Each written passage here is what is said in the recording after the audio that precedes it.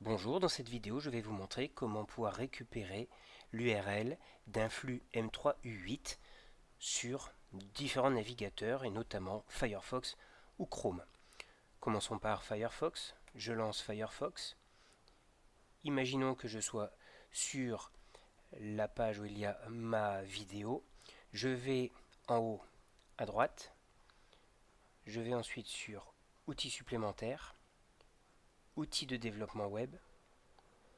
Dans l'onglet Réseau, je tape mon filtre index.m3u8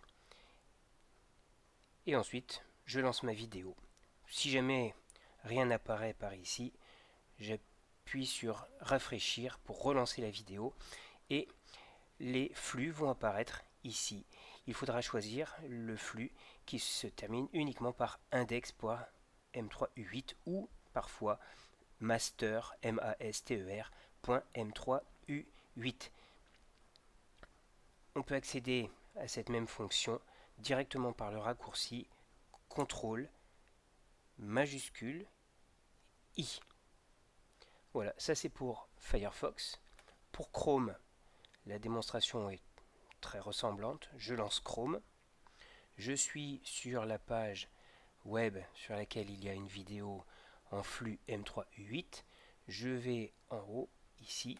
Je vais ensuite sur plus d'outils et enfin outils de développement. On remarque d'ailleurs que c'est le même raccourci pour Firefox et Chrome, c'est-à-dire CTRL MAJ I. Et ici, je vais alors sur Network et dans mon filtre, je vais taper index.m3u8 ou parfois si rien n'apparaît, je peux mettre master.m3u8. Je peux afficher ou rafraîchir la page afin que les flux apparaissent. Il faudra sélectionner uniquement l'URL qui se termine par index.m3u8 ou éventuellement master.m3u8.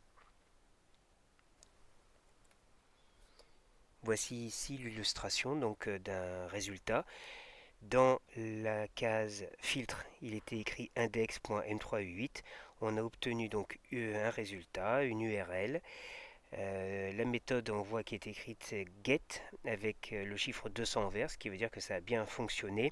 On a l'URL qui est apparue dans domaine et fichier. Il reste juste à faire un clic droit sur cette URL, faire copier la valeur, copier l'URL et ensuite injecter cette URL dans le programme. Si jamais ça ne fonctionne pas, il faut faire un rafraîchissement de la page web ou éventuellement changer dans le filtre, ne pas mettre index.m3u8 mais par exemple master.m3u8.